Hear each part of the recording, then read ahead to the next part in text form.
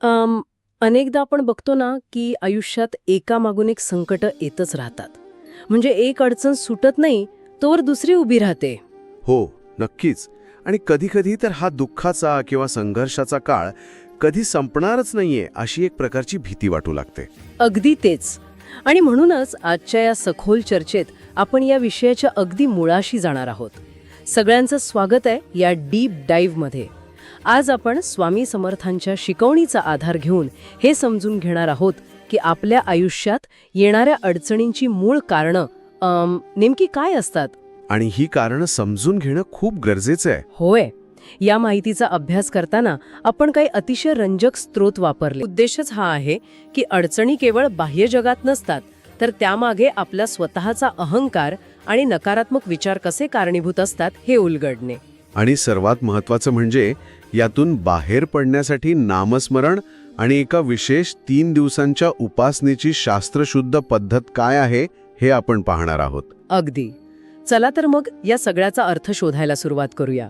हे बघा, हा विषय वरवर पाहता जितका आध्यात्मिक वाटतो ना, तितकाच तो मानसशास्त्रीय दृष्ट्याही अत्यंत महत्त्वाचा आहे. कारण या सर्व स्रोतांचा अभ्यास केल्यावर एक गोष्ट प्रकर्षाने जाणवते की समस्या फक्त बाहेर उभी नसते. ती समस्या सोडवण्याची माणसाची मानसिकता काय आहे यात खरी गोम असते. स्वामी समर्थांची शिकवण माणसाला हाच आरसा दाखवते की बाहेरचं जग बदलण्याआधी आतला गोंधळ शांत करणं किती गरजेचं आहे. आतला गोंधळ हा शब्द खूप महत्वाचा आहे, कारण अनेकदा आपल्याला आपला प्रश्नच नीट समजलेला नसतो. आणि या संदर्भात ना, समजा 10वीची परीक्षा सुरू आहे, विज्ञानाचा पेपर आहे आणि प्रश्न विचारलाय शास्त्रीय कारणे द्या. पण जर त्या विद्यार्थ्याला तो प्रश्नच समजला नाही आणि त्याने तिथे भूगोलाची कारणे लिहून ठेवली तर काय होईल? तर अर्थातच परीक्षक सरळ 0 गुण देईल, त्यात काही शंकाच नाही. अगदी. हेच माणसाच्या आयुष्यासोबत घडतं. आयुष्यात येणारा मूळ प्रश्न काय आहे हेच आपल्याला कळत नाही आणि मग चुकीची उत्तरं शोधण्यात सगळी ऊर्जा वाया जाते. हे जे उदाहरण आहे ना, ते अगदी अचूक लागू होतं. यालाच आपण थोड्या व्यापक दृष्टिकोनातून पाहिलं तर जीवनातील बहुतांश अडचणी या अनेकदा प्रारब्ध असतात. प्रारब्ध म्हणजे मागील कर्मांचं फळ, बरोबर? होय, एखाद्या व्यक्तीने भूतकाळात केलेल्या कर्मांचं फळ. आता होतं काय, जेव्हा एखादं संकट येतं तेव्हा माणूस ते चुकीच्या पद्धतीने सोडवण्याचा प्रयत्न करतो. चुकीचा मार्ग निवडल्यामुळे जुने प्रश्न तर सुटत नाहीतच, पण नवीन वाईट कर्मे निर्माण होऊ लागतात. पण इथे मला एक प्रश्न पडतो.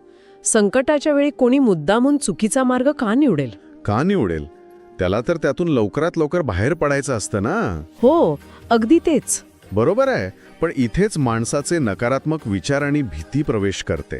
जेव्हा एखादा मोठं संकट येतं तेव्हा मन अस्वस्थ होतं, भविष्याची भीती वाटू लागते आणि या भीतीतूनच नकारात्मक विचारांचं एक दुष्टचक्र सुरू होतं. म्हणजे मन सतत वाईट काय घडू शकेल याचाच विचार करू लागतं. अगदी बरोबर.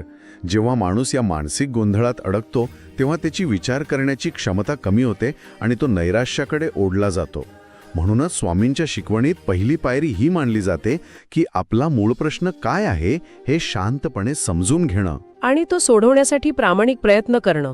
हो, आणि उरलेला भार किंवा फळाची चिंता स्वामींवर सोपवणं. हे ऐकायला खूप छान आणि सोपं वाटतं, पण प्रत्यक्षात फळाची चिंता सोडून देणं माणसांना जमत नाही, कारण माणूस स्वतःला करता समजतो. आणि इथेच खऱ्या अर्थाने माणसाचा सर्वात मोठा शत्रू आडवा येतो, अहंकार. होय, अहंकार.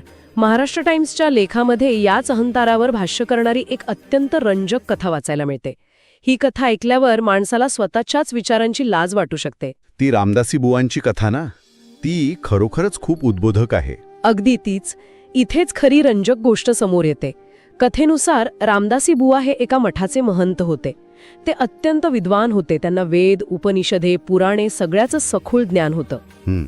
पण अडचण अशी होती की या ज्ञानामुळे त्यांच्यात प्रचंड गर्व निर्माण झाला होता. ते आसपासच्या भल्या भल्या विद्वानांना चर्चेत हरवत असत आणि हरलेल्या व्यक्तीला डोक्यावर चपला ठेवून उभं राहण्याची अपमानकारक शिक्षा देत असत. बापरे, हा तर खूपच टोकाचा अहंकार झाला. हो ना. आणि एकदा काय झालं, प्रत्यक्ष स्वामी समर्थ फिरत फिरत त्यांच्या मठात मुक्कामासाठी आले. मठात जागा नसल्याचं कारण सांगून या गर्विष्ठ रामदासी बुवांनी स्वामींना ध्यान कक्षात केवळ 1 तासासाठी थांबण्याची परवानगी दिली. अच्छा. स्वामी तिथे गेले आणि त्यांना गाढ झोप लागली. 1 तासाने रामदासी बुवा तिथे आले. त्यांनी स्वामींना उठवण्याचा खूप प्रयत्न केला, पण स्वामी काही उठले नाहीत. मग या अहंकारी महंतांच्या मनात आलं की आता या स्वामींना धडाच शिकवला पाहिजे. आणि त्यांनी काय केलं? त्यांनी त्या खोलीला बाहेरून चक्क कुलूप लावलं आणि ते निघून गेले. या कथेतील हा तो क्षण आहे जिथे मानवी अहंकार त्याच्या सर्वोच्च शिखरावर असतो. स्वतःच्या पुस्तकी ज्ञानाचा एवढा गर्व की प्रत्यक्ष एका महान संताला एका खोलीत कोंडून ठेवण्याचा मूर्खपणा रामदासी बुवा करतात. त्यांना वाटलं की कुलूप लावून त्यांनी स्वामींना कैद केलं आहे. आणि पुढे जे घडतं ते अधिकच थक्क करणार आहे. स्वामींचे एक भक्त ज्यांचं नाव गोरे शास्त्री होतं ते तिथे येतात. महंत रामदासी बुवा त्यांना मोठ्या गर्वाने सांगतात की मी त्या स्वामींना खोलीत डांबून ठेवलंय. दिसतात अर्घ्य देणं म्हणजे सूर्याला जल अर्पण करणं. बरोबर. आणि त्याच वेळी महंत रामदासी बुवा देखील तिथे पोहोचतात. स्वामींना मठाच्या बाहेर सरोवरापाशी बघून त्यांना मोठा धक्काच बसतो. ते सगळे पळत पळत परत मठात येतात. खोलीचं कुलूप स्वतःच्या हाताने उघडतात. तर आत स्वामी अगदी शांतपणे गाढ झोपलेले असतात. हो, एकाच वेळी 2 ठिकाणी स्वामींचं दर्शन झाल्यावर महंतांचा अहंकार पूर्णपणे गळून पडतो आणि ते स्वामींचे पाय धरतात. यातली सर्वात रंजक आणि शिकण्यासारखी गोष्ट कोणती असेल तर ती ही की अध्यात्मात ज्ञानापेक्षा भक्ती श्रेष्ठ का मानली गेली आहे. रामदासी बुवांकडे ज्ञान अफाट होतं, पण त्या ज्ञानाने त्यांना काय दिलं? केवळ अहंकार. अगदी बरोबर. मला किती माहिती आहे, मी इतरांपेक्षा किती श्रेष्ठ आहे, हीच भावना त्यातून निर्माण झाली. ज्ञानातून नेहमी अपेक्षा जन्माला येते, पण भक्ती ही पूर्णपणे निरपेक्ष असते. अहंकार माणसाला पूर्णपणे आंधळा करतो, जसा तो रामदासी बुवांना झाला होता. प्रकाशाला कोणी खोलीत कोंडून ठेवू शकत नाही. ही अत्यंत साधी गोष्ट त्यांच्या एवढ्या मोठ्या ज्ञानाला समजली नाही. हे खूपच खरं आहे. पण मग इथे एक व्यावहारिक शंका येते. रोजच्या धकाधकीच्या जीवनात जिथे स्पर्धा असते तिथे हा अहंकार आणि डोक्यात सतत चालणारे नकारात्मक विचार बाजूला कसे ठेवायचे? एखाद्याने ठरवलं तरी ती एका रात्रीत शक्य होत नाही. नक्कीच नाही. मग यावर या स्रोतांमध्ये काही ठोस उपाय मिळतो का? मिळतो ना. व्हिडिओमध्ये एक अत्यंत प्रभावी उपाय सांगितला आहे, तो म्हणजे नामस्मरण. अच्छा. श्री स्वामी समर्थ, जय जय स्वामी समर्थ या जपाचं महत्त्व तिथे अतिशय सुंदरपणे मांडलं आहे. पण थोडं स्पष्ट करून सांगाल का? म्हणजे नुसती काही शब्द ओठांनी पुन्हा पुन्हा उच्चारल्याने माणसाचा अहंकार कसा कमी होईल किंवा त्याची संकटं कशी दूर होतील, हे थोडं अतार्किक वाटत नाही का? हा खूप चांगला प्रश्न आहे आणि आधुनिक विचारसरणीच्या अनेकांना हेच वाटतं. पण नामस्मरण हे केवळ काही शब्दांचं उच्चारण नसतं. मग ते काय असतं? ती एक विशिष्ट कंपन किंवा ऊर्जा असते. आपण मगाशी ज्या नकारात्मक विचारांच्या दुष्टचक्राबद्दल बोलत होतो ते चक्र तोडण्याचं काम नामस्मरण करतं.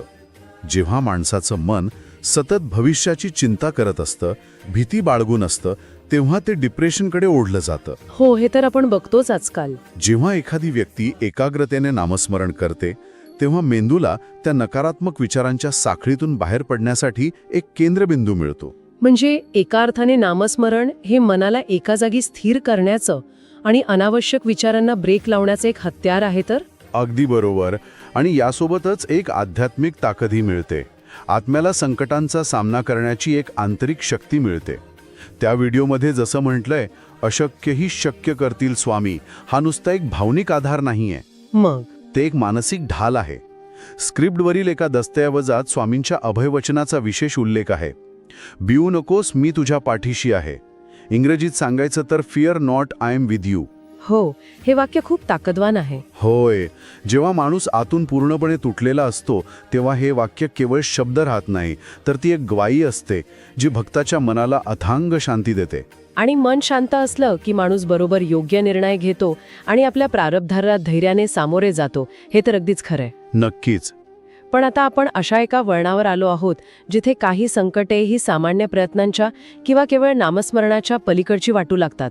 कुंडलिनी योगा या स्रोतामध्ये एका अत्यंत दुर्मिळ आणि विशेष उपायाचं सविस्तर वर्णन केलं आहे. हो, ती 3 दिवसांची विशेष स्वामी उपासना. अगदी तीच. पण इथे आपल्या चर्चेत एक गोष्ट स्पष्ट करणं खूप गरजेचं आहे की ही उपासना नक्की कशासाठी आहे. हे स्पष्ट करणं अत्यंत आवश्यक आहे. ही 3 दिवसांची विशेष उपासना कोणत्याही क्षुल्लक किंवा रोजच्या गोष्टींसाठी अजिबात नाही. म्हणजे काय? म्हणजे नोकरीत बढती मिळावी, परीक्षेत चांगले गुण मिळावेत किंवा प्रेमसंबंधांमध्ये यश मिळावे, यासाठी ही उपासना केली तर त्याचा काहीही उपयोग होणार नाही. अच्छा. ही उपासना केवळ गंभीर आजार, दीर्घकाळाची बेरोजगारी किंवा अशा मोठ्या संकटांसाठीच आहे, ज्याला आपण खऱ्या अर्थाने जीव घेणं संकट म्हणतो. जिथे माणसाचे बाकी सर्व मार्ग संपलेले असतात, तिथेच ही उपासना काम करते. आणि त्याचे नियमही अतिशय कडक आहेत. या उपायाचे यश त्याच्या तीव्रतेवर आणि शुद्धतेवर अवलंबून असतं. बरोबर. कोणत्याही गोष्टीमागे जितकी प्रबळ ऊर्जा असेल तितकाच त्याचा परिणाम मोठा असतो. जर आपण काय करावे या नियमांकडे पाहिलं तर त्यात पहिलेच सांगितलं आहे की या 3 दिवसात आपलं दैनंदिन काम चालूच ठेवावं. म्हणजे जर कोणी नोकरी करत असेल किंवा व्यवसाय करत असेल तर त्यांनी यासाठी सुट्टी घेऊ नये. पण थांबा, इथे मला एक प्रश्न पडतोय. काय प्रश्न? जर ही उपासना एवढी कडक आहे आणि संकट एवढं मोठं आहे, तर मग देवाने अशी अटका ठेवली असावी की माणसाने आपली कामं चालूच ठेवली पाहिजेत? कामातून सुट्टी घेऊन एका जागी बसून पूर्ण वेळ केलेली भक्ती देवाला जास्त आवडणार नाही का? हाच तर स्वामींच्या शिकवणीचा गाभा आहे. कोणतीही खरी आध्यात्मिक साधना माणसाला जगातून पळून जायला शिकवत नाही. म्हणजे जबाबदाऱ्या झटकून चालत नाही. अजिबात नाही. स्वतःचं कर्तव्य करत करतच ही भक्ती करायची असते. कर्म करत राहणे हाच खरा धर्म आहे. यासोबतच या 3 दिवसांत आहार अत्यंत सात्विक असावा लागतो. सात्विक आहार म्हणजे फळे, दूध, ताक असा अत्यंत हलका आहार ना? होय, शरीराला जड न वाटणारा आहार घेणं अपेक्षित असतं. आणि यात मौन पाळण्याचंही महत्त्व सांगितलं आहे, बरोबर? होय, शक्य तितकं मौन पाळणं अत्यंत गरजेचं आहे. कारण बोलण्यातून माणसाची खूप मोठी ऊर्जा वाया जात असते. मौन पाळण्यामुळे शरीरातील आणि मनातील ऊर्जा साठून राहते आणि ती उपासनेवर एकाग्र होण्यास मदत होते. आणि जवळच्या स्वामींच्या मठात जाऊन सेवा करणं हे देखील या प्रक्रियेचा एक महत्त्वाचा भाग आहे. अगदी. पण जर आपण काय करू नये या नियमांबद्दल बोलायचं झालं तर ते याहूनही अधिक कडक आहेत. या 3 दिवसात मांसाहार आणि मद्यपान पूर्णपणे निषिद्ध आहे. ते तर आलंच. शिवाय टीव्ही पाहणे, मोबाईलवर मनोरंजनाचे व्हिडिओ पाहणे किंवा इतर कोणतीही मनोरंजनाची साधने वापरणे अजिबात चालत नाही. जेवणात कांदा लसूण खाणं टाळायचं असतं. तसेच मित्रांच्या भेटीगाठी पूर्णपणे बंद ठेवायच्या असतात. या कडक नियमांचा उद्देश हाच आहे की मनाला कोणत्याही बाह्य गोष्टीने विचलित होऊ द्यायचं नाही. जेव्हा एखादी व्यक्ती एका उच्च ऊर्जेला आवाहन करत असते तेव्हा तिचं शरीर आणि मन पूर्णपणे शुद्ध असणं आवश्यक असतं. म्हणजे लक्ष भरकटायला नको. बरोबर. जर मन टीव्ही मधील गोष्टीत किंवा मित्रांसोबतच्या गप्पांमध्ये अडकलं असेल तर उपासनेची तीव्रता राहत नाही. या प्रक्रियेमध्ये स्वामींच्या पादुकांचं दर्शन घेणं आणि 24 तास मनातल्या मनात अखंड नामस्मरण करणं अपेक्षित असतं. म्हणजे काम करताना, प्रवास करताना सतत मनात जप चालू राहिला पाहिजे. अगदी. श्री स्वामी समर्थ, जय जय स्वामी समर्थ हा जप सतत चालू असावा. पण इथे एक रियालिटी चेक किंवा वास्तववादी दृष्टिकोन बाळगणं खूप आवश्यक आहे असं मला वाटतं. कारण अनेकदा लोक अशा उपासनांकडे जादूची कांडी म्हणून पाहतात. हो, हा गैरसमज खूप लोकांचा असतो. स्रोतांमध्ये अतिशय स्पष्टपणे सांगितले आहे की या 3 दिवसात जादू झाल्यासारखे सगळे प्रश्न लगेच सुटून जात नाहीत. हा खूप परिपक्व आणि महत्त्वाचा विचार आहे. कोणतीही खरी आध्यात्मिक साधना ही रातोरात चमत्कार करत नाही आणि संकटे एका झटक्यात गायब करत नाही. मग प्रश्न असा येतो की या 3 दिवसांच्या उपासनेतून नेमकं मिळतं काय? तर यातून केवळ स्वामींच्या अस्तित्वाची आणि त्यांच्या पाठिंब्याची एक अनुभूती मिळते. एखाद्या भक्ताला असा आंतरिक संकेत मिळतो की त्याची हाक देवापर्यंत पोहोचली आहे. अच्छा. प्रत्यक्ष तो प्रश्न सुटण्यासाठी, तो गंभीर आजार बरा होण्यासाठी कदाचित काही महिने किंवा वर्षेही लागू शकतात. म्हणजे संकटातून बाहेर पडण्याचा वेळ हा त्या व्यक्तीच्या कर्मावर अवलंबून असतो का? अगदी तसंच. हे सर्व अवलंबून असतं त्या व्यक्तीच्या प्रारब्धाच्या आणि कर्माच्या तीव्रतेवर. ज्या कर्मामुळे ते संकट आलं आहे ते कर्म जितकं दृढ असेल तितका जास्त वेळ ते सोडवण्यासाठी लागतो. म्हणजे ही 3 दिवसांची उपासना हा एक प्रकारचा भक्कम पाया आहे. हा पाया रचल्यानंतर माणसाला रोजचं नामस्मरण आणि सेवा करतच राहावे लागते. बरोबर. आपण आधी ज्या प्रारब्धाची चर्चा केली ते प्रारब्ध भोगूनच संपवावं लागतं. पण या उपासनेमुळे ते भोगण्याची ताकद, धैर्य आणि योग्य मार्ग मिळतो. अगदी अचूक. ही उपासना म्हणजे संकटातून काढलेली पळवाट नाही, तर संकटाला डोळ्याला डोळा भिडवून सामोरे जाण्याची एक प्रचंड मोठी पूर्वतयारी आहे. जेव्हा माणसाच्या मनातील अहंकार नष्ट होतो आणि नामस्मरणाची अभेद्य ढाल त्याच्यासोबत असते तेव्हा आयुष्यात कितीही मोठं संकट आलं तरी त्यातून तरुण जाण्याची शक्ती नक्कीच मिळते. तर या माहितीच्या प्रवासाचा जर आपण एक एकत्रित सारांश काढायचा ठरवला तर आपण आज खूप महत्त्वाच्या गोष्टी पाहिल्या. जीवनातील संघर्षाचं मूळ हे अनेकदा केवळ बाह्य जगात नसतं, तर ते आपल्या मागील कर्मात आणि सध्याच्या आपल्या अहंकारात दडवलेलं असतं. नक्कीच. आपण मूळ प्रश्न चुकीचा समजतो आणि म्हणून चुकीचे उपाय शोधत बसतो. अडचणींवर मात करण्यासाठी शॉर्टकट किंवा चुकीचे मार्ग न निवडता स्वतःचा मीपणा दूर करून स्वामींच्या चरणी पूर्णपणे विसंबून राहणं गरजेचं आहे. अगदी बरोबर. केवळ अफाट पुस्तकी ज्ञान माणसाला रामदासी बुवांसारखं गर्विष्ठ बनवू शकतं, पण निरपेक्ष भक्ती माणसाला योग्य मार्ग दाखवते. नामस्मरण आणि शास्त्रशुद्ध उपासना माणसाला ती आंतरिक शक्ती देते, ज्यामुळे कठीण परिस्थितीला खंबीरपणे तोंड देता येतं. आणि याच सर्व चर्चेतून एक अत्यंत महत्त्वाचा आणि विचार करायला लावणारा प्रश्न निर्माण होतो. कोणता प्रश्न? जर हे शाश्वत सत्य असेल की माणसाचं प्रारब्ध किंवा मागील कर्म सहजासहजी बदलता येत नाही, पण त्याचवेळी शुद्ध भक्ती आणि अहंकार त्यागामुळे त्या कर्माला सामोरे जाण्याची माणसाची मानसिकता पूर्णपणे बदलता येते, तर मग आयुष्यात येणारी ही सर्वात मोठी संकटं खरोखरच शिक्षा देण्यासाठी असतात का? मग ती कशासाठी असतात? की ती माणसाला त्याच्या सर्वोच्च आध्यात्मिक प्रगतीकडे नेण्यासाठी, त्याचा खोटा अहंकार नष्ट करण्यासाठी रचलेली एक मोठी दैवी योजना असते. बापरे, हा खरोखरच एक असा विचार आहे ज्यावर सर्वांनी शांतपणे चिंतन करायला हवं. संकटही केवळ दुःख देण्यासाठी येतात की प्रगतीची नवी दारे उघडण्याची संधी घेऊन येतात? अगदी हेच. या एका गहन प्रश्नात आजच्या संपूर्ण चर्चेचं सार दडलेलं आहे आणि याच एका महत्त्वाच्या विचारासोबत आपण आजच्या या सखोल चर्चेची सांगता करूया. वेळ काढून ही चर्चा ऐकल्याबद्दल खूप खूप धन्यवाद. सुरक्षित रहा, सकारात्मक विचार करत रहा आणि स्वतःचा शोध घेत रहा. चॅनल सबस्क्राईब करा आणि बेल आयकॉन दाबायला विसरू नका. श्री स्वामी समर्थ.